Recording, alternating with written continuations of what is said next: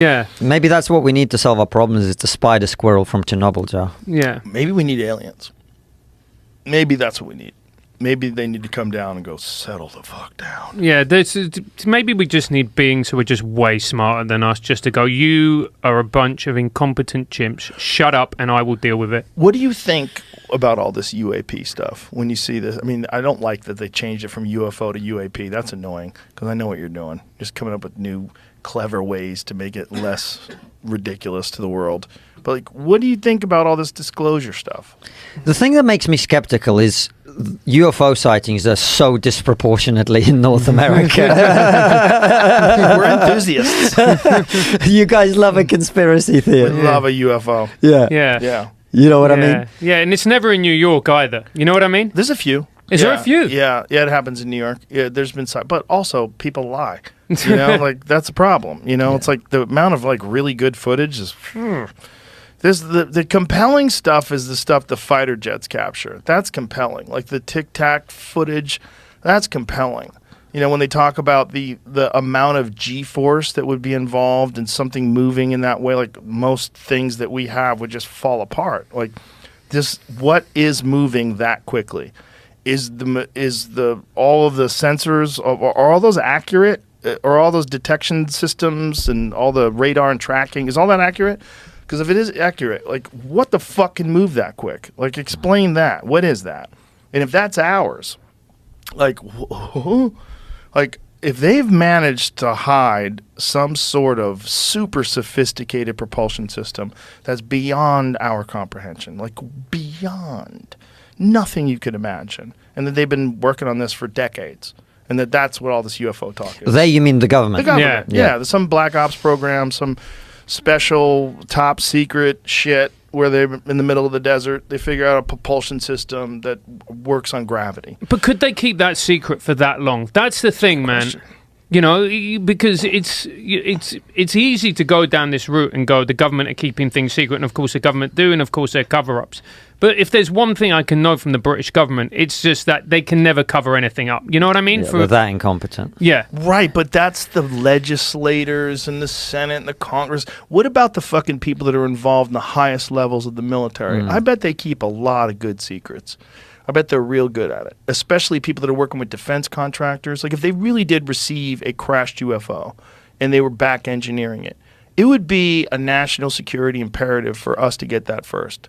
Yep. If there's some craft that came here from Alpha Centauri and they've managed to get a hold of it and they're trying to figure out how that thing works, you better shut the fuck up until we figure this out. And I think that would be like, if you were a patriot and you were working for the government, you would keep your fucking mouth shut if that was your job. Also, they're looking at every email you send, every text message you send. They probably got your house bugged. If you talk about it, they're going to know. Yeah. You know, I think it's possible to keep secrets as much as people want to think that it's not. But I don't know. I don't know what the fuck is going on. And part of me is like, they're talking about it too much. You know, part of me is like, show me something.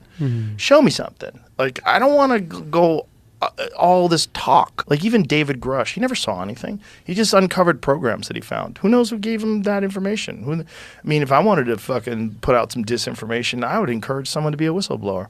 That's what I would do. I would tell them some nonsense and encourage them to tell everybody else. And then it discredits the whole thing. Yeah, it makes the whole thing look preposterous. Or it also can cover up this other thing that you have going on. You say, oh, these are off-world crafts. Can't be ours. Meanwhile, it is ours. Like, one of the things that's happening that's weird is they're always in these areas where the military operates. Like off the coast, the East Coast, where they've seen those things. Is it like a cube inside a circle? Is that what it is?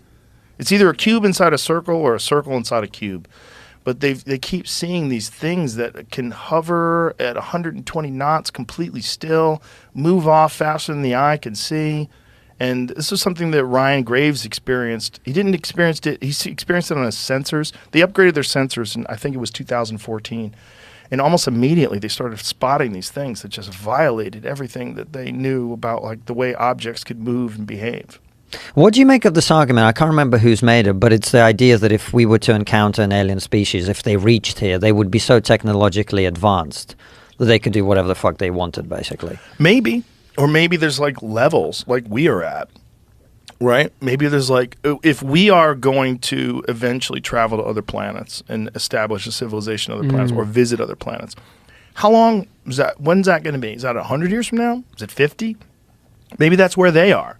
Maybe there's some that are 1,000 years more advanced. Maybe there's some that are millions of years. Maybe some of them live in a solar system that's much more stable, and it doesn't have the problem that we have with asteroids. Maybe there's less collisions, so they're allowed to reach this technological level of sophistication that's evolving over millions of years, and they're like gods. We can't even fathom the kind of technology they have available. Well, we would imagine that if we keep going, we're going to hit that.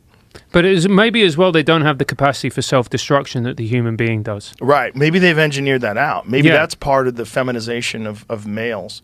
Maybe that's part of for real, maybe that's part of all this like gender chaos.